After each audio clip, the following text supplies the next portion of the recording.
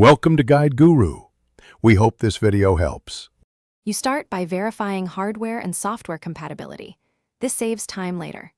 Make sure your iPad model supports virtualization or has a jailbreak path, and that you have at least 128 GB free on an external SSD.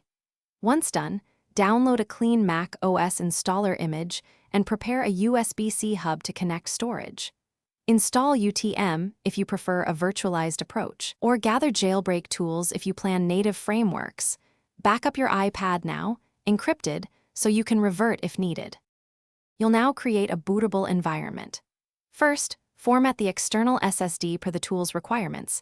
Apps for native Mac OS, FAT32 for intermediary tools.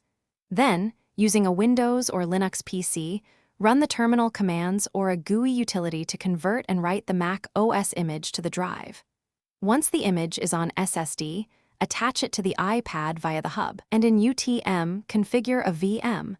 Assign at least 8 GB RAM, 4 CPU cores, and attach the apps drive. Make sure networking and SPICE/VNC access are enabled. You now boot into the installer, either in the VM or custom recovery environment, and select the apps disk to install Mac OS. Follow the installer prompts. Once installed, add guest tools for input, display scaling, and shared folders, and set a snapshot schedule so you can roll back. If the system won't boot, check the image checksum, reformat the drive, and retry writing the image. Also make sure VM CPU and RAM meet minimums, and disable secure boot or signature checks if they block booting. Thanks for watching.